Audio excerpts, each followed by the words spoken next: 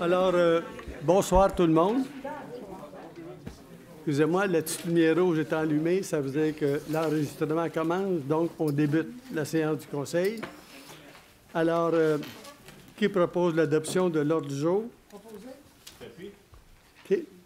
Maintenant, j'aimerais, de façon non annoncée, proposer une motion de félicitations à nos cols bleus.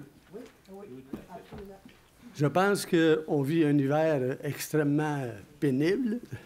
On le sait tous. On l'a tous devant nos maisons. Et on voit que dans nos rues, il y a beaucoup de neige. Mais que malgré la situation difficile qu'on vit, je pense qu'on n'est pas au mois de juillet, là, mais on a des rues extrêmement bien entretenues compte tenu des circonstances. Je pense que le travail qui est fait aux travaux publics est remarquable. Je ne doute pas des efforts qui ont été faits par nos employés. Et en même temps, je ne veux pas vous décourager, mais il annonce un autre shot de neige pour la fin de semaine. Je ne sais pas où vous allez la mettre, mais c'est pas grave. Vous ne la mettez pas chez nous, c'est correct. Mais, pardon? Ils ont réduit le nombre de centimètres. Bon, tant mieux. Alors, mais je veux... je pense qu'avec tous mes collègues, féliciter les travaux publics pour le travail extraordinaire qui a été fait, parce que ça n'a pas dû être facile. C'est beau d'avoir du temps supplémentaire, mais à un moment donné, dormir, ça fait du bien aussi. Tout à fait, oui. Bravo. Bravo. Donc, résolu et unanimement. Oui.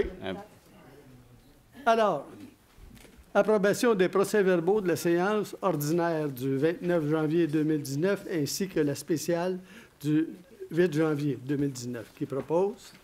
Il n'y a pas pause. OK. À l'item 4, éthique et déontologie, enquête sur le comportement de M. Émile Loranger, ordonné par Mme André Laforêt, ministre des Affaires municipales et de l'Habitation. La Ville de l'Ancienne-Lorette assure la ministre de son entière collaboration à l'enquête. Oui. Je pense que personne ne peut être contre ça. Je m'en fais le proposeur. Je propose. J'ai proposé. Donc, j'appuie? Oui. Oui, on a vous n'avez pas dit que vous en faisiez la lecture? Pardon? Maître Deschênes avait quelque chose, je pense. Oui. Peut-être en faire la lecture. Oui, bien, faites-en la lecture. Parce que les conclusions sont... Donc, moi, je lis le titre qui est là. Votre micro. Votre micro, maître.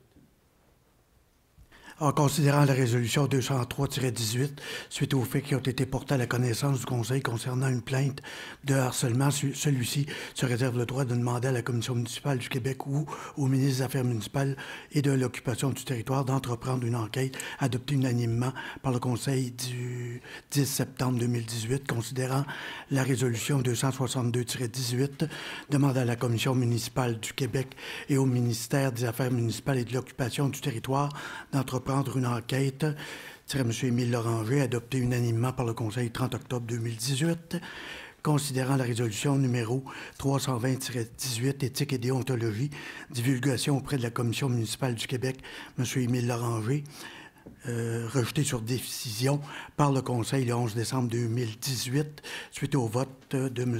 Émile Loranger, considérant les résolutions 328-18, abrogation de la résolution 262-18, portant le titre demande à la Commission municipale du Québec et au ministère des Affaires municipales et de l'occupation du territoire d'entreprendre une enquête, M. Émile Loranger, adopté sur division par le Conseil le 11 décembre 2018, suite au vote de M. Émile Loranger, considérant que Mme André Laforêt, ministre des Affaires municipales et de l'Habitation, a ordonné une enquête de la Commission municipale du Québec sur le comportement de M. Émile Loranger, maire, considérant que la loi sur l'éthique et la déontologie en matière municipale RLRQ, chapitre E-15.1.0.1, a pour objet d'assurer l'adhésion des élus municipaux aux valeurs éthiques de la municipalité, de prévoir l'adoption des règles déontologiques et d'assurer le respect de ces règles, considérant qu'en vertu de cette loi, la Commission municipale du Québec enquête et sanctionne les manquements commis par les élus municipaux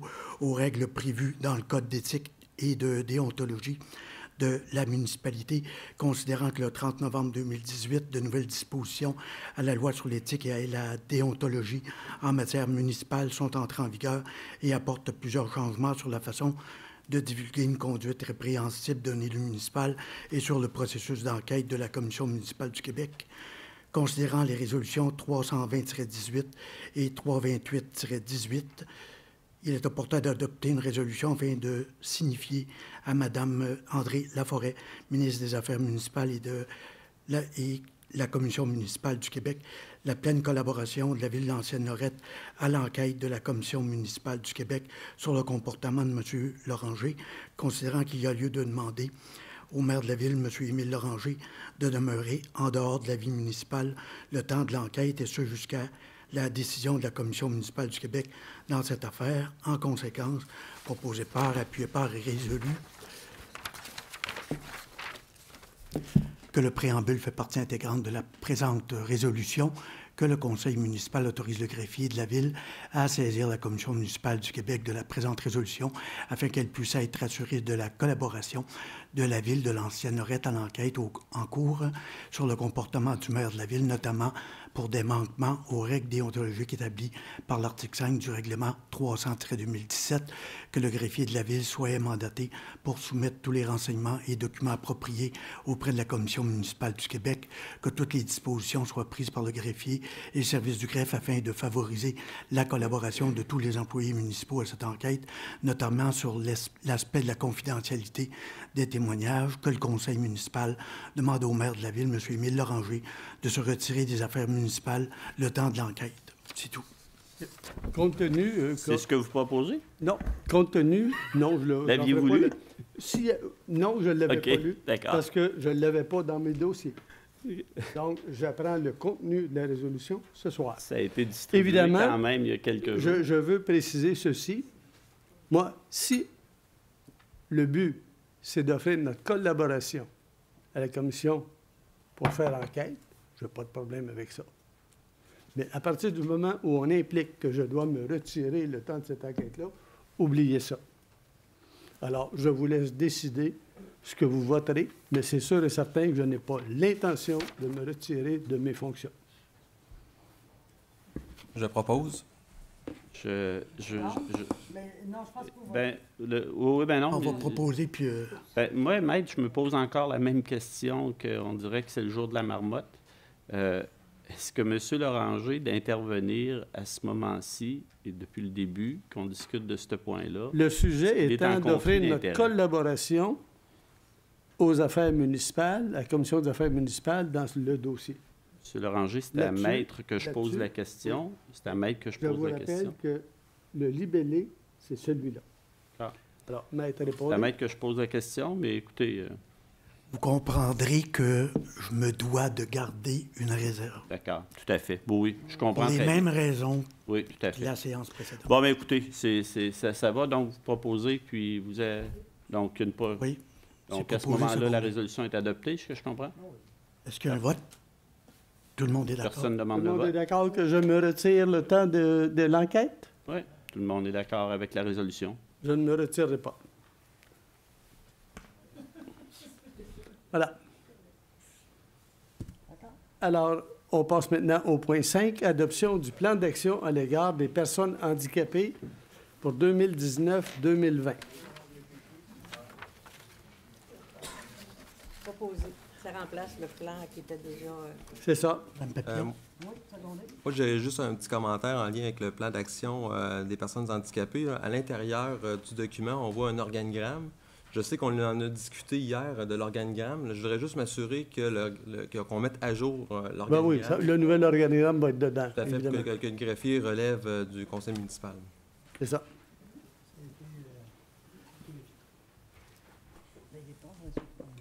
C'est réglé? OK. Oui. Point 6, autorisation d'émettre des constats d'infraction. Donc, on nous propose de... Je ne sais pas comment on appelle ça, là, mais d'habiliter Mme Marie-Hélène Loisel de la firme McKinnon, qui est notre firme en sécurité, pour permettre d'émettre des constats d'infraction, par exemple, lorsqu'on fait une opération déneigement, s'il y a des autos qui n'ont pas respecté, donner des constats d'infraction. Alors, qui propose? Proposé. Secondé. À l'item 7, Semaine nationale de la santé mentale 2019. Donc, on nous propose de décréter du 6 au 12 mai 2019 la Semaine nationale de la santé mentale. Qui C'est propose? beau. Oui, proposé. Secondé. Item suivant, embauche de la directrice des communications temporaires, parce qu'on sait que notre directrice des communications va avoir un petit enfant, un deuxième. Donc, elle sera en congé de maternité. Donc, Mme Lafontaine-Côté va la remplacer pour son congé de maternité. C'est bien ça? Oui, proposé. Secondé. 9 et 10, je pense, c'est deux dossiers qui vont ensemble concernant l'urbanisme. Ce sont des projets de construction sur la route de l'aéroport. Alors, Mathieu, veux-tu expliquer les deux dossiers? Tu m'as dit que tu expliquerais les deux en même temps. Oui, tout à fait. OK. Vous voyez à l'écran le terrain qui est visé par le projet. Donc, un terrain qui longe la route de l'aéroport, comme M. Loranger l'a mentionné. Le projet vise à démolir ce bâtiment-là qui est existant pour le remplacer par 2 6 logements. Donc, c'est le bâtiment à démolir, qui n'est plus occupé là, pour l'instant. Au nord du projet, il y a déjà 3 triplex qui ont été construits dans les dernières années, donc avec une architecture contemporaine. Le but, c'est de prolonger en quelque sorte ce développement-là. On voit l'implantation des 2 bâtiments projetés, des cases de stationnement là, en cours avant. Ça donne un aperçu de l'architecture, donc une architecture très contemporaine qui est semblable, très, très similaire à ce qui est déjà présent au nord. Est-ce que tout ça est conforme à notre réglementation? Tout à fait, conforme au règlement là, qui a été adopté le 320-. Donc, ça ne demande pas de dérogation mineure? Non, pas de dérogation mineure. OK. Donc, le règlement va entrer en vigueur là, probablement au courant du mois d'avril. Excuse-moi, là, mais pourquoi ça prend une résolution du Conseil? Parce que c'est dans L'approbation des plans d'architecture. Tu passes un PIA? Ou... C'est ça. OK. Tout à fait, OK. tout à fait. C'est beau. Donc, Alors, il n'y a c'est pas... un y a pas PIA, le tout est conforme, c'est à la conforme au réglementation. nouveau règlement qui a été adopté. C'est beau. Alors, qui propose pour les 2 points? À la fin. Et peut-être un dernier élément que je voulais ajouter, à la demande du conseil municipal, nous avons négocié avec le promoteur là, l'implantation d'un trottoir qui va longer la route de l'aéroport entre la rue Grévremont et la rue La Fortune. OK. Donc, aucun frais pour l'aménagement du trottoir. C'est bon. Alors, qui propose? Proposé. Secondé. Adopté. Item 11, fourniture d'une camionnette 4x4 neuve, cabine simple, octroi du contrat. Alors, Donnacona Ford est le plus bas soumissionnaire conforme à 42 130,29 $, taxes incluses. Qui propose? Je propose. Secondé. Item 12, embauche de journalier temporaire. On nous propose l'embauche de M. Steve Gilbert de la rue Émilien-Rochette à l'Ancienne-Norette. Proposé. Secondé. À l'item 13, embauche d'animateur, semaine de relâche. Alors, on nous propose ici l'embauche de Mme Sarah Beaulieu, Laurie Bois, Camille Jolivet, M. Anthony Martel, Laura Yves Gagnon, Julie-Anne Picard. Tous ces gens-là sont de l'Ancienne-Norette, et de Virginie Gagnon, qui, elle, est de Québec. Proposé. Secondé. Item 14, embauche d'équipe de coordination pour le programme Vacances-été 2019. Alors, on nous propose les candidates embauchées pour l'été 2019. Embauchées, j'imagine que ça veut dire à être embauchées ce soir, parce qu'elles ne l'ont pas été encore. Donc, on nous propose Mme Catherine Giguère de l'Ancienne-Norette, Laurie Bois de l'Ancienne-Norette, Andréane B. Fournier de l'Ancienne-Norette, Rosemary Daigle, Saint-Gabriel de Valcartier. Alors, ce sont les personnes qu'on nous propose. Proposé. Appuie. 15. Embauche de personnel aquatique. Alors, M. Étienne Chaunet de l'Ancienne-Norette et M. Esteban Bourgault-Lavoie de l'Ancienne-Norette aussi. Je propose. Ça va? Oui. Autorisation de demande d'aide financière, sécurité civile, volet 2. Alors, c'est pour obtenir une aide financière pour l'élaboration de nos plans de sécurité civile, c'est ça? Donc, de faire une demande de subvention, on est éligible pour une subvention de 10 000 $. Je propose. Item 17, services professionnels pour l'audit des états financiers et différents mandats spéciaux, octroi de contrat.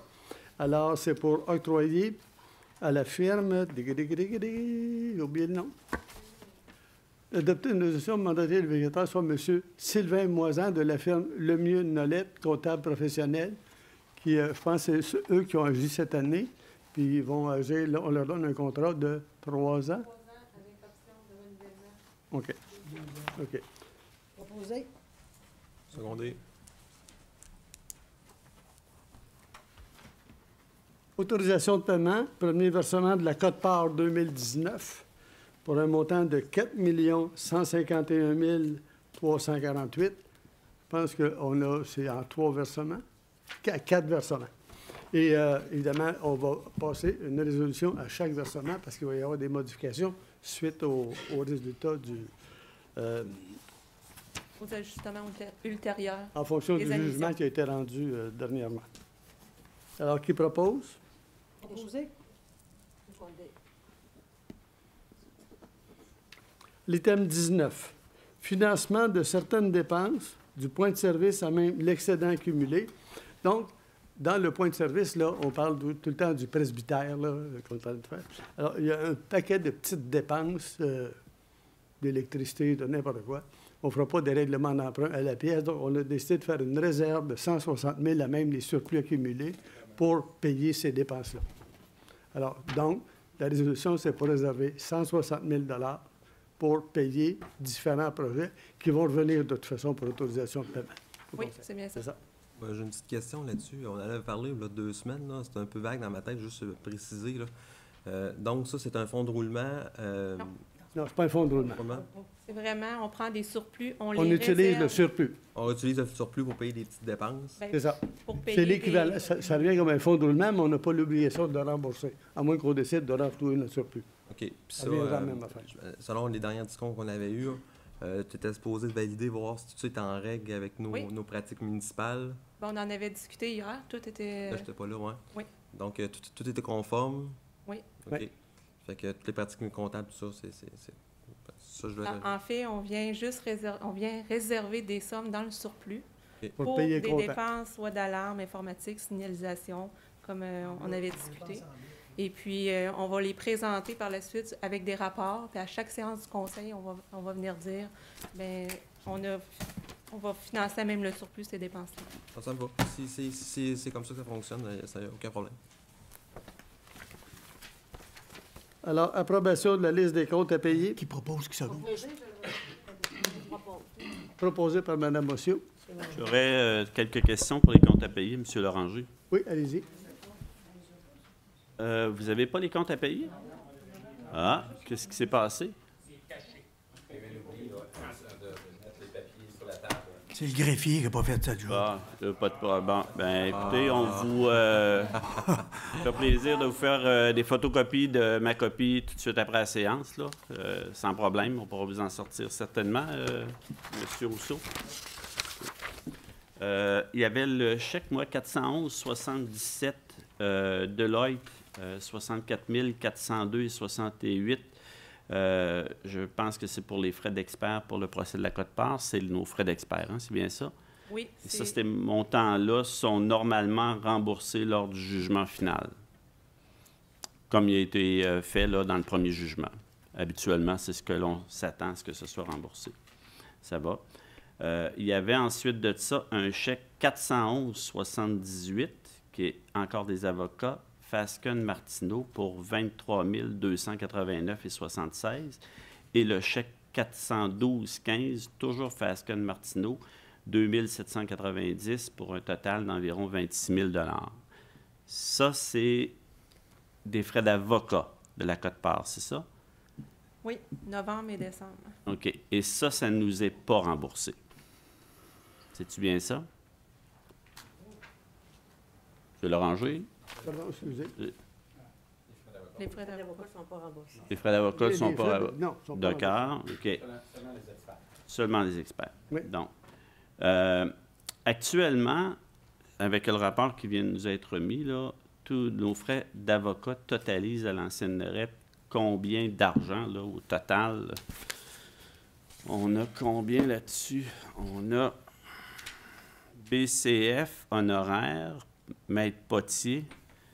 Était quoi? On était 1,5 million, 1,6 million à peu près là-dessus. C'est ça, 261 000. À peu près, oui. Et s'ajoute Fascon Martineau un autre million. Oui. Donc, on est à 2,6 millions, plus un 4 000, 2,6 millions là-dedans. Ça va? Oui. OK. Là-dessus, normalement, on avait prévu qu'il y avait 55 qui étaient remboursés par Saint-Augustin. Qui a prévu ça?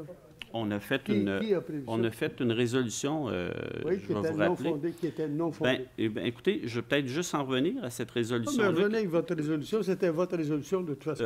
Non, je m'excuse, c'était la résolution du conseil municipal, mais j'aurais C'était peut-être votre juste... proposition. Allez-y. Ranger, est-ce que je peux terminer? Oui, absolument. Continuez. Si vous n'êtes pas pressé ce soir? Non. Bon. Alors, concernant le remboursement des frais d'avocat par Saint-Augustin dans le dossier de la quote-part, c'est à se demander ce qui se passe réellement. Parce que là, ou on pourra le voir à la période de questions. On est là-dessus, là. Je vais la garder pour la période de questions, celle-là.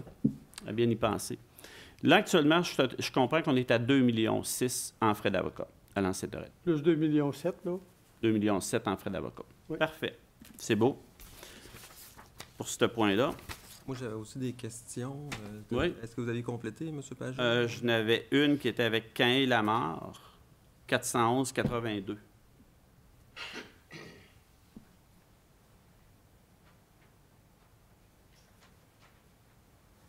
Faudrait que je fasse des vérifications, oui. OK. Ce serait pas... Cain Lamarre, c'était pas vos avocats, ça, M. Oui. Loranger, pour... Tout à fait. Ben oui. OK. Donc, c'est les avocats, je pense, de M. Loranger pour le procès. Oui, c'est bien ça. Pas pour le procès, pour la plainte. OK. Oui, c'est bien ça. Bon. OK, c'est beau. Ça répond à mes questions pour ça. Et, moi, j'ai une question de mon côté pour le chèque 41. Oh, j'ai un micro. Alors, 1, 2, testing. Ça marche? Bon, c'est le chèque 41 176 pour Marie-Ève Lemay au montant de 30 000 Ça, j'imagine que ça a le lien avec la plainte de harcèlement psychologique et l'entente de 330 000. Oui, c'est bien Oui. ça. Il n'y avait aucune description, c'est pour ça que je pose la question là, en lien avec ce chèque-là. Mais on en est rendu où dans les paiements? C'était le dernier paiement. C'est le hein. dernier paiement? OK, parfait. Puis j'ai une autre question aussi également en lien avec le 41 213 et 41 229. C'est pour le centre communautaire au Beauvais, Beauvais-Verrette. Ces deux chèques-là totalisent 850 000 Ça, c'est dans le fond pour payer le point Les de demandes service. de paiement, oui, c'est bien Je ça. veux juste m'assurer qu'on respecte encore les coûts, l'enveloppe budgétaire, tout est conforme. Oui. Donc, il n'y a pas de surprise, à date, tout suit. Ben, ça, c'était la demande numéro 3, demande numéro 4. Hein. OK. Et puis, on est encore dans les... à toutes les CA, il y a des présentations au niveau des dépenses du point de service. Hein. OK, parfait. Comme là, hier, j'étais pas là, fait que c'est pour ça que je repose la question. Là. Fait que c'est parfait, c'est juste ça que je veux savoir, là, m'assurer que tout suit son cours correctement comme on l'avait planifié. Pas d'autres questions? Je vais demander le vote, moi, par contre, sur les frais d'avocat de Cain et Lamarre de 5 650 $. Je vote contre.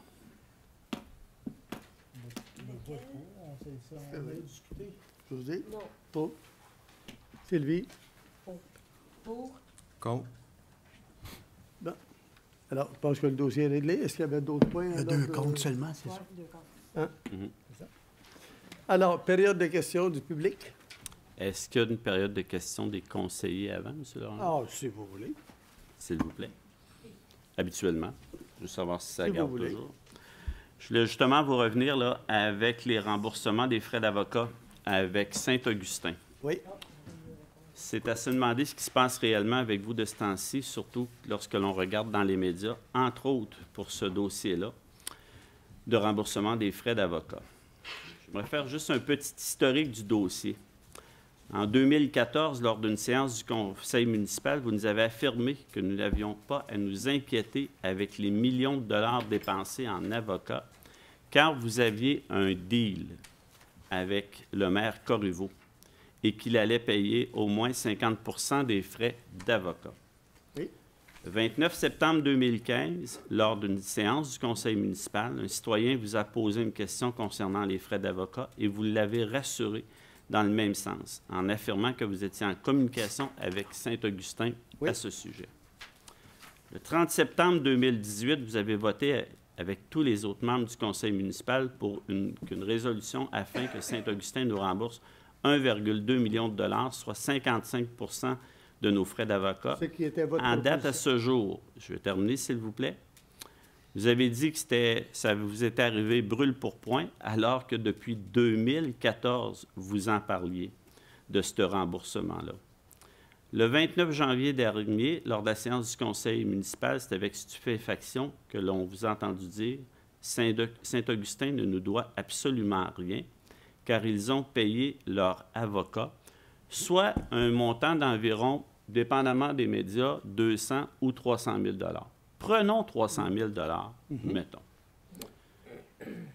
Le 30 janvier 2019, en gros titre dans le Journal de Québec, on pouvait lire « Loranger ne réclame plus rien à Saint-Augustin, malgré le fait qu'il ait voté en faveur d'une résolution réclamant un montant de 1,2 million à Saint-Augustin. » Finalement, dans le Journal L'Appel du 13 février, vous avez déclaré, et je cite, « Saint-Augustin a contribué à sa part en mandatant un avocat expert qui a travaillé avec les nôtres. Elle ne nous doit rien et je serais très malvenu d'essayer de réclamer le partage de notre facture. » Comment pouvez-vous affirmer cela, alors que la Ville de l'Ancienne-Lorette a payé plus de 3,5 millions en frais d'avocat à ce jour et que Saint-Augustin en a payé 300 000? Saint-Augustin a reçu lors du jugement 6,5 millions contre 4,5 millions pour l'Ancienne-Lorette. Au total du jugement, Saint-Augustin devrait recevoir 20 millions, alors que l'Ancienne-Lorette devrait en recevoir 14 millions. Mes questions. Vous avez affirmé le mois passé que Saint-Augustin avait engagé Maître Lorrain, une sommité en droit municipal pour les représenter. Ils ont payé environ 300 000 $ pour Maître Lorrain, alors que Maître Potier, notre avocat, nous a coûté jusqu'à 1,6 million. Et en plus, on a été obligé d'ajouter un autre million pour Fasken-Martineau. Est-ce qu'on s'est fait avoir avec nos frais d'avocat? Est-ce que l'avocat que vous avez choisi nous a surfacturé? Et est-ce que c'est pour cela que Saint-Augustin ne veut pas payer? Madame Laforêt, ministre des Affaires municipales, a dit après avoir ordonné une enquête sur votre comportement, qu'elle n'excluait pas une enquête publique.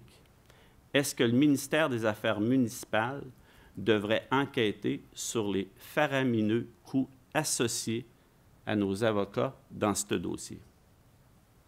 Est-ce que le deal que vous avez dit avoir conclu avec le maire Corriveau, c'était juste un deal sur la gueule et que maintenant, cela va nous faire perdre 1,5 million de dollars? Allez-vous vous battre ou faire le démarchage nécessaire pour obtenir le remboursement? À votre attitude ce soir, je ne crois pas. Pourquoi ce manque de respect à l'égard des payeurs de taxes de l'Ancienne-Lorette? J'attends que vous me disiez que vous avez terminé. J'ai terminé. Parfait. Vous avez parlé de beaucoup de choses. Oui. Il y a beaucoup de choses dans ce dossier-là. Dans le deal que j'avais avec M. Corriveau, c'était avec M. Corriveau. À l'époque, M. Corriveau n'avait pas mis d'avocat au dossier. Il y a eu des élections à Saint-Augustin et il y a eu un remplacement, un changement de maire, qui, lui, a décidé de mettre son propre avocat. Ce que j'ai dit la dernière fois demeure vrai. Le fait que Saint-Augustin retire plus que nous autres du procès, c'est parce qu'ils se sont fait abuser plus que nous autres, 1,5 fois ce que nous, on s'est fait abuser. Donc, si nous, on a 20 millions à aller chercher, eux en ont 30. Et c'est tout à fait normal parce qu'ils se sont fait abuser de 30. Il a fait 1,5 à cause du parc industriel. Donc, ça n'a rien à voir.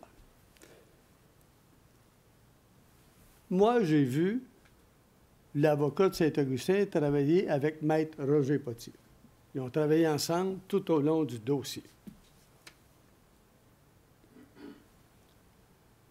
J'en déduis que la facture de Saint-Augustin aurait dû être du même niveau que la nôtre. Mais j'ai appris par un journaliste du Journal de Québec que le maire de Saint-Augustin déclare « Ah, nous, on a payé seulement 300 000 pour notre avocat. » Si le maire déclare ça, j'imagine que c'est vrai. Nous, on a payé 1,6 million. 2,6 total. Non, 1,6 pour Maître Roger Potier. Je vais là. Là, c'est mon tour. Vous n'intervenez plus, je continue. Nous, on a payé Maître Potier, qui était notre avocat principal au dossier. 1,6 million. Saint-Augustin déclare par son maire que ça lui a coûté 300 000. On peut présumer que si c'est vrai, si c'est exact, qu'il y a donc 1,3 million qui a servi, que l'ancienne Lorette a payé pour que son avocat à Saint-Augustin ait à moins travailler, selon la prétention du maire. À ce moment-là, je me sens très bien placé pour réclamer 50 de la différence, 650 000. 1,6 million qu'on a payé, nous, à Maître Potier, je termine. 1,6 million, moins le 300 000 que le maire dit. Restez calme. Il y a 1,3 million, 650 000 sur la déclaration du maire. Je me sens habilité à l'appeler, dire regarde là, tu me dois ça. Parce que tu as dit que tu avais payé juste 300 000. Pas moi qui le dis, c'est lui qui dit ça. Les dépenses de Fasken, ça, c'est une décision administrative que nous avons prise de doubler l'avocat parce qu'on ne voulait pas laisser entre les mains d'un seul avocat l'avenir de la ville de l'Ancienne-Lorette. On trouvait ça trop dangereux. Ça, je ne peux pas réclamer ça à Saint-Augustin. Saint-Augustin avait accepté de signer l'entente avec Québec où il perdait le 40 millions, il cédait tout à Québec. Nous, on a dit non. On a bloqué cette entente-là. Donc, oui, moi, je suis prêt à défendre 650 000 sur la parole du maire de Saint-Augustin, qui dit qu'il a payé seulement 300 000. S'il dit, ça doit être vrai. Voilà. Est-ce que je peux ajouter une question ou... Pardon? Est-ce que je peux ajouter quelque chose? Parce que je vous sens un peu fébrile, là. C'est pour ça que... Vous pouvez sentir ça n'importe comment. Moi, je me sens très à l'aise là-dedans. Le 29 septembre 2015, lors de la séance du conseil municipal, lorsqu'un citoyen vous a posé une question, vous avez dit que vous étiez en communication avec Saint-Augustin. Oui. C'était le nouveau maire de Saint-Augustin. Oui, au début, avec Sylvain. Et que tout allait bien. Oui, c'est vrai. C'est vrai. Mais ça s'est gâté quand... ça s'est gâté par la suite. Bien. Est-ce qu'on doit demander une enquête sur l'ensemble des frais d'avocat dans ce dossier-là? Moi, je n'ai pas de problème avec ça. Mais je ne peux pas m'objecter à ce qu'on enquête. Il n'y aura rien. On va perdre du temps, mais ça ne me dérange pas. Non, je me questionne parce que 2,6 millions, 2,6 millions payés par les citoyens de l'Ancienne-Lorette, oui. 300 000 payés par les citoyens de Saint-Augustin. C'est très questionnable. Je termine là-dessus. Mettez ça en parallèle avec quand on a rencontré les citoyens à l'Église, quand on a fait le sondage. Saint-Augustin avait accepté, le maire de Saint-Augustin a signé une entente avec Québec où il renonçait à tous ses droits. Nous, on a dit non. Les citoyens, à 93 % nous ont donné raison. Pourquoi n'avez-vous pas débarqué Saint-Augustin à ce moment-là? C'est ce qu'on a fait. Non, non, je m'excuse. Monsieur Pajot, je pense que ça dépasse vos compétences. On a débarqué. Pardon, M. Loranger, ça je vous demande dépasse vos un peu compétences. de Là, je parle respect, du s'il vous procès. plaît. Un Au- peu au- de respect. M. Loranger. Pas un manque de respect. Oui. Non, pas du tout. C'est que on a sorti Saint-Augustin parce qu'on voulait pas. Saint-Augustin s'est désisté du procès en gardant ses droits minimum. Tout à fait. Vous C'est ça. l'avez tellement bien sorti, Saint-Augustin, qu'ils ont réussi à aller chercher encore un 8 millions, un 6 millions de dollars. Sauf Vous avez qu'on a- tellement bien sorti du dossier que... Monsieur Pajot, on a tellement bien sorti Saint-Augustin qu'on a gagné le procès. Oh boy. Si on ne les avait pas sortis, pas sûr Écoutez, qu'on l'aurait on gagné. n'ira pas plus loin là-dedans. Voilà. Il y a un grand questionnement Je sur les sais, frais d'avocat. monsieur Pajot, je sais que vous êtes très déçu qu'on ait gagné le procès. Voyons donc. Je sais, oui, tout à Monsieur fait. Loranger, Très, très déçu. Mais c'est pas grave. voyons donc. Moi, ce qui m'intéresse, c'est les citoyens de l'ancienne Lorette. Voyons donc. Là, on a gagné le procès, puis on va gagner. Ah oui, je suis déçu que le procès ait été... Voyons donc. Oui. Là, et là, je vais vous poser la Alors, question, M. ceci étant Loranger. dit- Allez-vous bien? Est-ce que vous Moi, je allez vais bien? très bien. Et, on doit Alors, vraiment se est-ce que- poser des est-ce que questions vous avez là-dessus. d'autres questions, monsieur Pajot? C'est tout pour moi. Merci. Monsieur Loranger, Pas de débat personnel, s'il vous plaît, là. Non, non, non. Merci. Monsieur Loranger, moi, je vous entends parler avec M. Pajot, là, puis si ça arrêtait ça dès le On ne peut départ... pas parler avec d'autres que M. Pajot, c'est lui qui m'a questionné. Oui, oui. mais si ce que vous affirmez aurait été véridique dès le départ, ça aurait été facile de l'expliquer à ce moment-là. Mais De quoi vous parlez, là? Excusez-moi, de quoi vous Ben, parlez? les frais d'avocat, au début, vous disiez on va pas se les partager avec Saint-Augustin. Puis là, à ce temps, on dit c'est une partie d'eux, etc., etc. J'entends un discours qui a changé. Et- Si ça aurait été le cas Non, dès le le discours n'a départ... pas changé. Regardez, là, Saint-Augustin déclare, moi, j'ai payé seulement 300 000 de frais d'avocat. Moi, je suis obligé de croire le maire. Nous, ça nous a coûté 1,6 million. Ça veut donc dire que ton avocat a profité du travail d'une autre, donc tu vas nous payer. Ah. C'est correct. Bon, Si on avait eu une entente écrite, comme je le répète plusieurs fois, il n'y aurait pas eu d'ambiguïté. C'est sûr. Puis le discours n'aurait pas changé au fil du temps non plus. Là. Je trouve qu'on abandonne facilement. Quand même, c'est un peu plus qu'un million. Il faut avoir un respect pour les contribuables. Oui. Puis on abandonne facilement ce million-là, je trouve.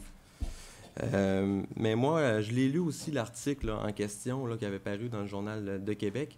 Puis ça m'a fait, il y a un passage qui m'a fait sourciller, c'est que vous étiez supposé déposer une résolution ce soir pour casser Oui. la résolution Oui. de septembre. Oui. Et vous avez affirmé aussi également que vous étiez convaincu de tenir une majorité au conseil municipal pour faire voter la nouvelle résolution. J'étais convaincu, oui. Est-ce que l'équipe Loranger s'est recréée? Est-ce que... Madame Ça n'a Falardeau- rien à voir. Madame J'étais Falardeau- certain que Là, je la m'excuse, lutte... M. Guérard, là, mais vous mêlez là, toutes sortes de choses en même temps. Oui. Là, je voudrais ajouter, s'il vous plaît, là, que si on n'avait jamais payé de frais d'avocat dans le dossier, ben, on n'aurait rien On gagné. n'aurait rien C'est gagné. sûr qu'on est en appel. On a pris la décision de payer des frais d'avocat. C'est une décision qu'on a prise à la majorité. Il y en a qui votent toujours contre. C'est leur droit. Mais je pense que si on n'avait pas payé de frais d'avocat, On on a n'aurait pris pas des gagné. bons avocats, on n'aurait pas gagné.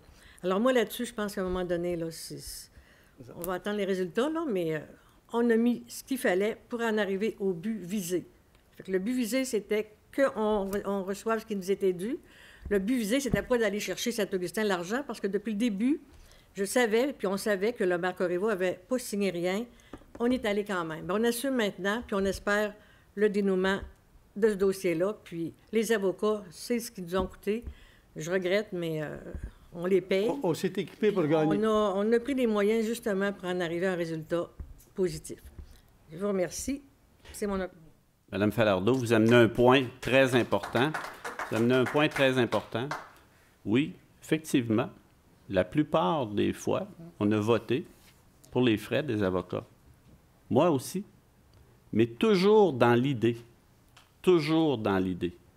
que M. Loranger nous a affirmé qu'il y avait un deal. Ça, c'était Pour- dans votre idée. Non. Vous l'avez affirmé ici même en séance du conseil municipal. Et comme M. Guérard vient de le dire, je pense que le discours a changé petit à petit quand vous avez vu qu'il n'y avait pas de possibilité de remboursement avec Saint-Augustin, puis que vous avez essayé de revirer ça en envers. Mais Je vais pas je essayer pense, de rire, je Gérard. pense, juste terminé, je pense que au tout début, et surtout avec les montants faramineux qui étaient mis en frais d'avocat, s'était dit, c'est pas grave, il y a un partage avec Saint-Augustin et l'ancienne Lorette. Aujourd'hui, on se rend compte que l'ancienne Lorette va avoir payé presque la totalité des frais d'avocat et que Saint-Augustin va récolter. C'est ça. C'est juste ça, là, qu'on a. L'ancienne Lorette va récolter, mais Saint-Augustin va récolter autant et on va avoir payé pour les avocats de Saint-Augustin et l'ancienne Lorette va perdre 1 500 000 c'est tout. Sauf que si on veut que Saint-Augustin, si on avait voulu que Saint-Augustin embarque dans le même bateau que nous autres, il aurait fallu qu'on signe l'entente de Québec, qu'on perde tout. On a décidé de se battre, d'aller chercher. On s'était fait abuser. Évidemment, il y a des coûts. On s'est équipé pour gagner. On n'est pas allé à bataille, on n'est pas allé à la guerre avec des tire-poids. On s'est équipé. On a gagné. Et on va récupérer notre argent et les gens vont être remboursés. C'est ça qui est important. Vous savez, au total, ça va sortir quelque chose comme 24 millions qu'on va retourner au monde. Je pense que si on a perdu 1 million en frais d'avocat, c'est pas cher payé. Il y a pas de Moi, j'aime mieux perdre 1 million là-dessus que perdre le 24 millions qu'on s'est fait abuser. Personnellement, c'est ma position. Alors, est-ce qu'on peut passer maintenant à la période de questions du public? Monsieur Trudel, bonsoir. Oui, bonsoir. Martin Trudel, du District 2. D'abord, je vous remercie d'avoir bien ferré les Québécois à Infomen la semaine passée. Je pense que ça a été un bon show, là. Je ne l'ai pas vu. Non, mais vous devriez, ouais. Mais on m'en a parlé. OK. C'est correct.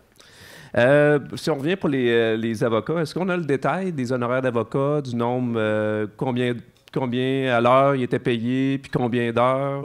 Oui, on pourrait peut-être comparer, là, justement, avec Saint-Augustin, là, avec les détails. Là. Est-ce que vous pensez vraiment que le maire de Saint-Augustin va donner ses factures? On a juste à trouver un citoyen de Saint-Augustin, puis avec l'accès à l'information. C'est de valeur parce qu'on a un enregistrement, parce que je ne pourrais pas dire ce que je pense pas vrai, mais je ne peux pas le faire. OK, bon, on se le dira après, plus tard. C'est ça. Puis, je me demandais aussi pourquoi ces frais-là, ils n'ont pas été remboursés. Parce que la loi est claire. Les frais d'avocat ne sont jamais remboursables dans aucun procès. Bon. Alors, ça, c'est la loi. OK. Ensuite, je voulais parler de la neige. La quoi? La neige. Quelle la neige? Neige qu'on voit partout. Avez-vous de la neige chez vous? Je voulais peut-être avoir un statut là, au niveau des finances, au niveau de la neige. Est-ce qu'on a eu des dépenses en extra? On a eu peut-être 300 000 sur le budget de la neige, André. On s'en va vers ça. Non, c'est pas vrai. J'ai aucune idée. Regardez, l'important, la neige, on la ramasse. L'argent, on va la trouver pour le payer. Ça fait partie des services essentiels d'une ville. Donc, moi, on coupera ailleurs, pour n'importe quoi, mais on va déneiger nos rues. Moi, j'ai... Hein? On est sur 2 années financières, donc on a une certaine marge de manœuvre. Je ne vous dis pas que c'est le Pérou. Est-ce que ça nous coûte 1,5 bras? Oui. Mais on n'a pas le choix, c'est Dame Nature qui décide de la facture. Moi, M. Loranger, j'aurais une question en lien avec la neige aussi. On a vu aujourd'hui dans les médias que la Ville de Québec avait été en état d'urgence en lien avec la neige. Nous, de notre côté, on fait quoi avec les surplus qu'on a? Ben, la grande quantité de neige, là.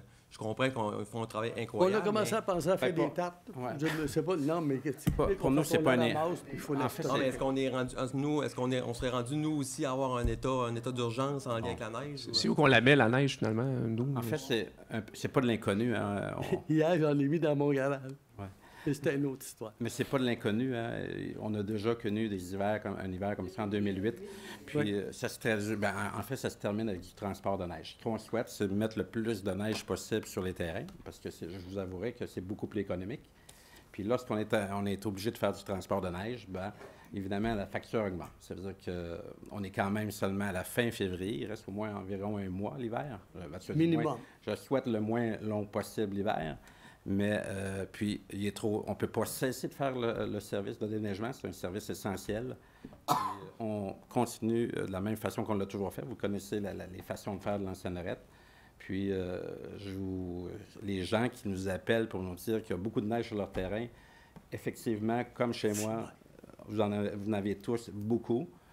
Puis, on va essayer d'en mettre encore, mais évidemment, sans rien briser. Ça veut dire qu'on ralentit les opérations. Les opérations sont plus longues. Ça, un peu comme Québec l'a dit aux nouvelles. Ça veut dire que ce qui prend 100 heures en début d'année à souffler la neige peut nous prendre aujourd'hui, cette semaine, 200 heures, le double du temps. Pourquoi? Parce que les opérateurs doivent être plus vigilants, doivent opérer plus lentement pour être certains de rien briser. Mais effectivement, ça va se traduire avec une facture à la fin. Trop tôt pour le dire actuellement. Et évidemment, on souhaite que la facture soit la moins importante possible, mais hors de notre contrôle. Ça, c'est sûr et certain. Ouais. Quand il y a de la neige qui tombe, on la ramasse. On ne peut pas cesser les opérations de déneigement. André, si je comprends, ça répond à votre question? Si je comprends bien, tout est sous contrôle, puis on n'a pas lieu d'avoir un plan d'état d'urgence au cas où. Non, absolument pas. On est en plein contrôle. Je vous dirais bien honnêtement, je vous dirais que je suis un peu surpris qu'il y ait un plan d'urgence au Québec pour du déneigement, parce que ça fait partie de notre réalité. Et si Québec a voulu se doter d'un plan d'urgence, bien, j'imagine qu'il en fait le besoin. Personnellement, je ne sens pas le besoin. On est en plein contrôle de nos opérations de déneigement. Évidemment, il y a un coût à ça, mais à l'exception du coût, je vous dirais bien honnêtement qu'on n'a pas perdu le contrôle. Puis je pense que ça n'a jamais vraiment arrivé dans le passé non plus, puis ça n'arrivera pas cette année. Donc, autant au niveau des coûts qu'au niveau de l'opération, au niveau du personnel, la gestion que vous en faites, puis on a eu un excellent reportage l'autre jour dans le journal avec les méthodes et les façons de faire à l'ancienne Lorette. On peut se dire qu'on est un chef de file en matière de déneigement dans la région de Québec. Et ça, c'est tout à l'honneur de nos employés. Bien, je vous dirais définitivement que les employés chez nous ont à cœur la ville, ont à cœur ce qu'ils font. Puis ça se traduit par ce que vous voyez, un bon déneigement. Puis quand j'ai donné l'entrevue, en fait, il n'y a pas de recette secrète. Là. Ça veut dire que c'est, quand la neige tombe, on la ramasse. Oui, faut bien faire notre travail, puis on le fait bien. Puis je suis bien content que le Conseil souligne les efforts du service des travaux publics et du col bleu contre maître directeur. André, c'est très bien. André, pour les notions de mesures d'urgence nationale, on ne panique pas pour rien, nous autres, à l'ancienne Lorette. Je dirais que la neige tombe, c'est normal, c'est l'hiver. On la ramasse. Je crois qu'il faut être attention quand on lance des plans de mesures d'urgence ou on déclare des situations d'exception. Il faut vraiment que ce soit une situation d'exception. Puis je vous dirais que moi, je suis très à l'aise de ce que je vois actuellement. On l'a déjà vécu dans le passé, puis on perd. On a passé à travers. On a de l'expérience. Puis le défi là-dedans, c'est, en fait, c'est plus une question de budget. Puis ça, trop tôt pour dire comment ça va coûter. Puis la facture va être de combien, j'ai aucune idée. Mais normalement, comme Annick a dit tantôt, on a tendance à penser qu'une saison, l'hiver, on dit que c'est de novembre à mars. Ça fait deux exercices financiers. C'est 2 exercices financiers. Ça veut dire que l'hiver, là, on part janvier, janvier, février, mars, et on est sur le budget 2019. Il y aura le mois de novembre-décembre qu'on souhaite le moins enneigé possible. Et là, à ce moment-là, on pourra peut-être se récupérer. Ça veut dire qu'on travaille sur 5 mois, de janvier à décembre, chaque année financière. Oui. Juste pour continuer, oui, allez-y. Juste pour continuer, bravo justement d'engager des employés de l'interne, là, parce que souvent, quand on donne ça à contrat, peut-être qu'on a même du moins bon service. Là, donc, moi, je pense que c'est... Vous avez dit peut-être? Bien, peut-être. Il n'y a pas de peut-être. Il n'y a pas de peut-être. Il y a sûrement des contractuels qui font quand même du bon travail, là, mais généralement, je pense que quand c'est des gens à l'interne, ça va bien. Ensuite, pensez-y bien, on parlait justement de la neige sur les terrains. Quand on parle de densifier, là, ça veut dire justement des plus petits terrains. Quand on parle de construire un nouveau centre là, en dessous du corridor aérien là, avec plusieurs petits terrains, mais ça devient plus compliqué pour le déneigement. Donc, moi, je pense que d'avoir des grands terrains, là, ça a ça comme avantage aussi. Là, En même temps, il y a un schéma d'aménagement qui nous oblige à densifier. Le prochain schéma va nous obliger. On va avoir des objectifs à atteindre. Donc, probablement plus de problèmes avec la neige. On s'entend dessus, je n'ai pas dit que j'étais d'accord avec ça. Mais on se fait imposer un paquet de contraintes.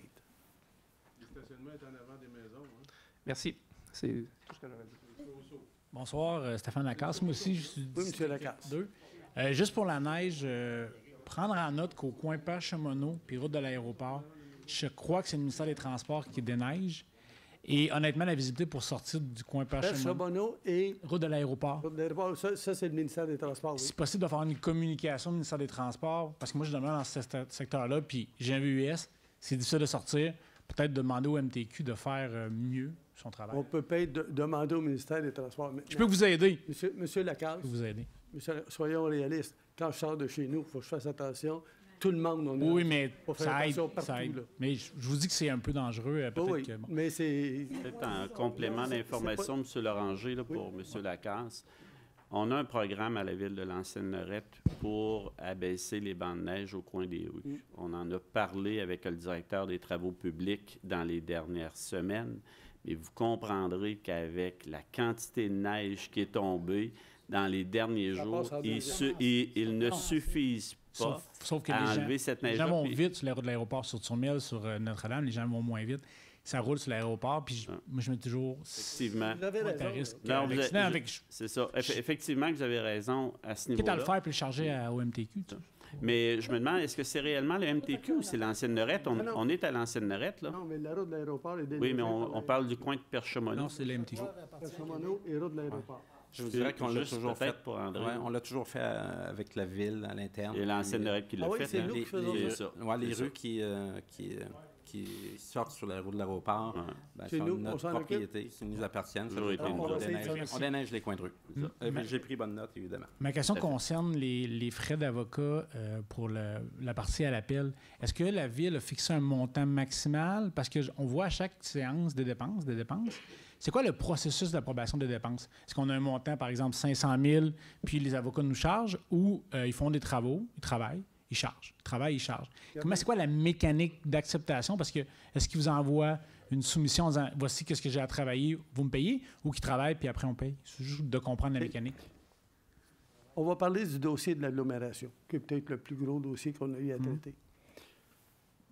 Quand on décide, on conteste notre facture, et on a contesté avec raison, on a gagné. Là, on dit maintenant, pour gagner, qu'est-ce que ça prend? Il faut qu'on fasse... On le savait tous à l'interne où, à quelle place était le problème, dans les dépenses mixtes, etc. Mais on a beau être convaincu, il faut le démontrer à un juge. Il faut que le juge comprenne, oui, vous avez raison. Donc, on a engagé des spécialistes de loi là-dedans, ont travaillé, puis ont fait ça. Quand eux ont réussi à démontrer le détail, là, on ne s'adresse pas à un comptable, on s'adresse à un juge. Oui. Donc, la mécanique, ça prend un avocat qui va... Non, c'est pas ça. Non. Laissez-moi continuer, s'il vous plaît. S'il vous plaît. Oui.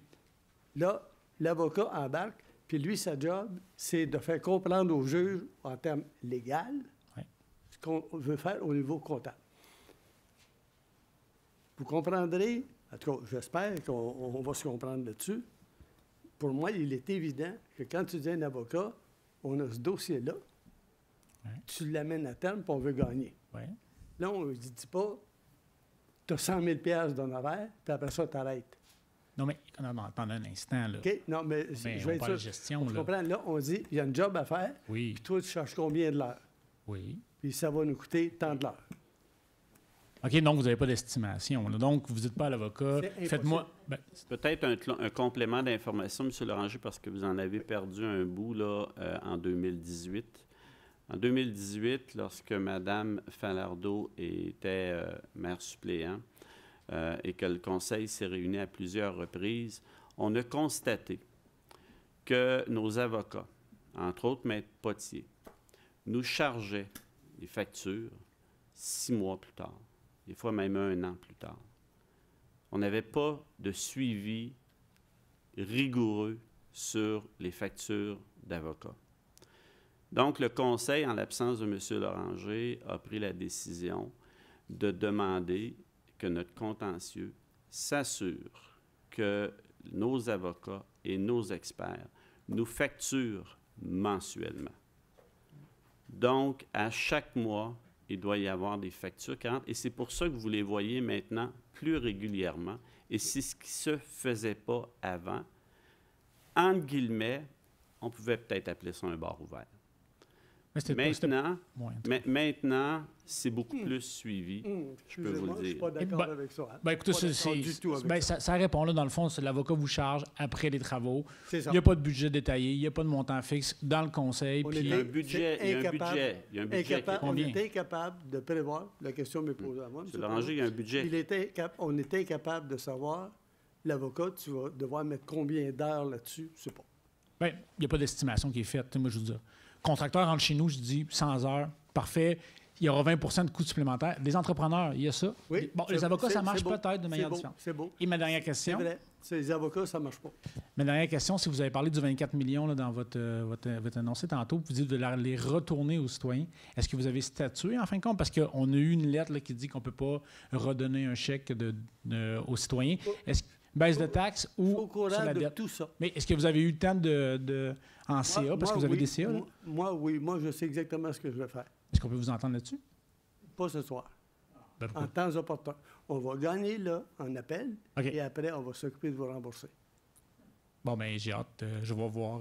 L'appel, avez-vous des... Ah, bien, tiens, tant qu'à être sur l'appel. Est-ce que vous avez des échos de nos avocats sur nous dire 6 mois, 1 an ou on n'a pas de... Le dernier estimé que Marie-Hélène nous a donné, c'est que ça va aller en 2020. OK. La fin de l'appel. Donc, ça peut être janvier jusqu'à 2020. Là, c'est dans des délais raisonnables. C'est ça, 2020? C'est des délais raisonnables, M. le maire. Au moins 2020. C'est 2 ans. En gros, c'est 2 ans l'appel. M. Loranger, juste pour répondre à M. Lacasse, là, il y a un budget. Peut-être Annick peut peut-être nous rappeler, là, M. Loranger ne s'en souvient peut-être pas, mais lors de l'adoption du dernier budget, du budget 2019, pour une première fois au budget, on a prévu 1 500 000 dans l'année financière actuelle pour les frais d'avocat. Avant, ce qui avait été budgété, c'était autour de 100 000 ce qui était tout à fait aberrant parce qu'il était dépassé à chaque année. Cette année, en 2018, je rappelle, lorsqu'on a discuté avec Mme Falardeau et les autres membres du Conseil, on a décidé de mettre le montant pour avoir un budget d'avocat. Merci. Mais on n'avait pas de budget, mais on passait des résolutions auparavant. À la fin, complètement à la fin, pour rembourser les frais d'avocat qui nous arrivaient 6 mois plus tard ou 1 an plus tard. Ça donne le même résultat à la fin. En bout de ligne, ça donne exactement le même résultat. Oui, d'autres questions? Oui, monsieur. Oui, c'est toujours à propos du dossier d'agglomération, donc oui. La poursuite. Je pense qu'il n'y a personne ici qui remet en question le fait que la Ville, le conseil municipal, ait souhaité aller jusqu'au fond des choses, ou en tout cas le plus loin possible dans le dossier, engager des avocats, etc. Je pense que ça... Je ne pense pas qu'il y ait personne qui remette ça en question ici ce soir. Ça a été soulevé tout à l'heure par des membres du Conseil. Je ne pense pas qu'il y ait personne qui remette ça en question. On vient d'apprendre cependant qu'on n'a pas pu avoir d'estimé au départ de ce que ça coûterait. Est-ce qu'on avait au départ un estimé de ce qu'on pourrait aller rechercher? Oui. Et quel est le ratio qu'on avait établi en bon gestionnaire entre ce qu'on voulait aller chercher et ce qu'on était prêt à payer? Parce que n'importe quel gestionnaire d'un casse-croûte va faire ça. D'accord? Donc, quelque part, est-ce qu'on avait puisque vous me dites qu'on avait un estimé de ce qu'on pouvait aller chercher, oui. Est-ce qu'on avait établi un budget, un plafond, un ratio, disons, de ce qu'on était prêt à mettre comme argent pour aller chercher cette somme de, je ne sais pas, là, à l'époque, peut-être qu'on avait visé 6 millions, je sais trop, là. Est-ce qu'on avait établi ça au départ? Comme n'importe quel gestionnaire le ferait, même si moi-même, dans ma maison chez moi, je gère, mais n'importe qui gère comme ça, c'est fond. Donc, est-ce qu'on avait cet estimé-là au départ? Est-ce qu'on avait ces deux estimés-là? Est-ce qu'on avait essayé au moins d'établir ce ratio? Oui. Et il était de combien? Il était quoi? Parce que là, on se retrouve avec un ratio quand même assez élevé. Coût-revenu, là, c'est un peu ça qui est questionné ici. C'est que les gens se questionnent sur qu'est-ce que ça va nous rapporter, puis combien c'est en train de nous coûter, cette histoire-là. Puis c'est pas fini, on n'a pas fini de payer là, en ce moment. Alors, puis on ne rapportera pas plus, là. Là, ça nous coûte encore plus cher pour aller chercher de moins en moins d'argent. Donc, quelque part, je suis sûr qu'on est en processus d'appel, etc. C'est quoi le ratio qu'on est prêt, jusqu'où on est prêt à aller là-dedans? Moi, je vais vous dire, nous, on savait... Bien, n'importe quel gestionnaire va vous poser la même question. C'est pour ça que je vous pose cette question-là, comme gestionnaire de la Ville, tous et toutes. Quel est ce ratio que vous avez fixé au départ? Avez-vous terminé votre question? C'est ce que je vous demande depuis tantôt. Quel est le ratio que vous avez établi? Si vous me laissez répondre, je vais répondre. Quand on a estimé ça, et j'ai fait des communiqués là-dessus, des écrits, etc. On estimait à peu près à 2,5, entre 2,5 et 2,7 millions par année la surfacturation. De 2008, aller au moment, parce qu'il faut comprendre qu'au procès, on a fait de 2008 à 2015, je crois. Donc, 7 ans. Mais après ça, on est rendu en 2019. Il faut les rajouter, c'est ça. Pour ça, là-dessus qu'on travaille. On va chercher d'autres millions, là. Tout ça, ça fait un ordre de grandeur avec les intérêts, à part de remboursement qu'on a eu de 4,5 millions pour c'est ça, nos spécialistes, là, nos de loi, en fait, qu'on a reçu, nos experts comptables, voilà. Et donc, là-dessus, je vous pose la question. Vous faites... Non, je vous ai posé une question, je vous demande quel est le ratio. Je n'ai pas encore eu la réponse. Alors, quel est le ratio que vous aviez établi au départ, comme tout gestionnaire aurait fait, étant dans la situation? Moi, je pense que si on met 3 millions pour aller chercher 25 millions, c'est un bon deal. C'est un bon deal. On est dans cet ordre. Donc, vous n'aviez pas un ratio. Vous n'aviez pas de ratio d'établi au départ sur ce que vous étiez prêt à faire? Non, non. Et vous n'aviez pas d'entente signée non plus pour aller rechercher? Non. Et tantôt, on a parlé de compétences de gestionnaire, je m'excuse, mais on n'est pas dans ce champ-là du tout, du tout. D'accord. D'accord? On n'est vraiment plus dans ce champ-là. Mais je vous fais remarquer qu'on est allé gagner le procès. Oui, alors, Yvon.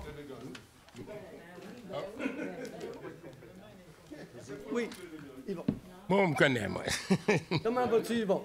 Ça va, moi, de la neige, pas de trouble. On fait du skidoo. Est-ce qu'on va Non, j'aimerais savoir, moi, est-ce que l'agent de sécurité, McKinnon, là, les compagnies, là, est-ce qu'ils donnent des contraventions aussi pour ceux qui veulent leur rentrer dans le chemin ou bien c'est juste des no-parking? André, ils donnent-tu des contraventions là-dessus? Président, c'est la CAIR, dernière CA du mois de... Dernière séance. Non, avant de voir. Dernier CA qu'on a eu... en décembre. M. Ferland nous a fait un résumé de la situation. Il y a des avis qui ont été transmis aux gens qui ne respectaient pas la réglementation et il va s'en suivre après ça des constats d'infraction.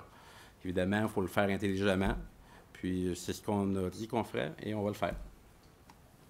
Bon, est-ce que vos contremaîtres ont donné des contraventions pour la neige dans la rue? Bien, c'est ce que je viens de vous dire. Bien, les gens qui ont mis la... J'ai compris, mais vous avez des grands parkings. Ah non, on n'en a pas donné. Actuellement, on n'en a pas donné. On a remis des avis aux gens qui enlevez votre règlement, puis moi, ici, moi, vider ma cour. Parce que les gens ne vident pas leur cours dans la rue. C'est ce qu'on constate. Bien, il y en a. Il y en a très peu, puis ceux qui ne respectent pas la règlement... Je vais vous donner un exemple très vite, là. L'ancienne business, Boivin-Gauvin, là, bon, son grand parking, où pensez-vous qu'il y a met? Il y a dans le côté de la bâtisse. Quand le souffleur passe, bien, il en ramasse. Puis, c'est beau pas connu qu'il n'y a personne qui voit ça, là, voyons donc. Hey. Puis, en passant, là, les déneigeurs, là, quand on a-tu un recours quand ils viennent souffler sur nos terrains? Oui, recours civil. Civil? Oui. Parce que DSJ, là, on appelle ça un chaudron. Un vrai chaudron. Le propriétaire, le bloc appartement, le 3 logements, il n'y a pas, c'est un chaudron. Il a tout vidé sa cour, parce que j'en avais parlé avec lui, là. Il a tout vidé sa cour, le chaudron, il souffle, puis il y a de la place sans masse. Il n'y a plus rien. Il chute ça sur mon garage étoile en arrière. Je l'appelle, me couper la ligne au nez, là. Mais en tout cas, si vous faites affaire avec ce chaudron-là, là, ça vaut pas cher. Puis, entre autres, vos parkings, ça roule l'aéroport de nouvelle construction, là, les 2-6 logements, là, les parkings vont être en façade.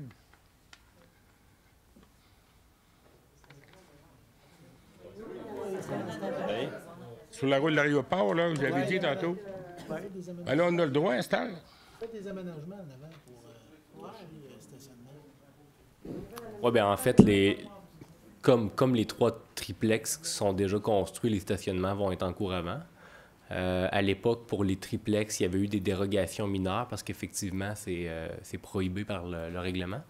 Mais le Conseil a adopté un règlement sur mesure dernièrement pour faire en sorte que dans cette zone-là, c'est conforme. Tout à fait. Sur la rue Notre-Dame, c'est pas conforme? Non. Non. Pas pour certaines personnes seulement. Ben, sur la route de l'aéroport, il y a une problématique, c'est que les terrains sont très peu profonds. Hein. Donc, pour générer du remplacement de bâtiments, ben, ça prend du stationnement. Puis malheureusement, étant donné que les lots sont très peu profonds, faut les mettre en avant. Fait que toi, de leur nez, je vais en mettre sur le toit? Ils vont la gérer. Merci. Merci. Pas très bien géré. Monsieur Loranger, deux choses. Bonsoir, bonsoir, Monsieur Loranger. Dernièrement, j'ai échangé avec un employé de la Ville de Québec et lui-même, tantôt vous avez fait allusion au travail, à l'excellent travail de Col Bleu, et lui-même, un employé de la Ville de Québec, reconnaissait que la Ville de Lansonnarette était un peu dans une classe à part pour faire le déneigement de nos rues. Ça, c'est un point. Le deuxième point que je veux vous apporter, c'est que vous avez peut-être omis, tantôt on parlait de quote-part, on parlait de montant ou de ratio concernant, encore une fois, les frais d'agglomération. Ni vous, ni moi, ni peu importe la personne, on pouvait évidemment peut-être prétendre que la Ville de Québec irait en appel. Donc ça, c'est encore des frais additionnels pour nos firmes, pour les firmes d'avocats de la Ville. Oui. Et il ne faut pas non plus oublier que le règlement qui sera apporté suite au jugement final sera aussi valide pour des décennies. Donc, ceci-là, ce sont des sommes d'argent où nous n'aurons plus à payer pour des frais d'avocat additionnels, mais ces montants-là que nous allons récupérer viennent par ricochet dans les poches des contribuables de la Ville de Lansonnarette. Voilà. Merci, Louis. Oui, bravo. D'autres questions? Alors, s'il n'y a pas d'autres questions, bonsoir tout le monde. Qui propose la levée de l'Assemblée? Et puis? Merci.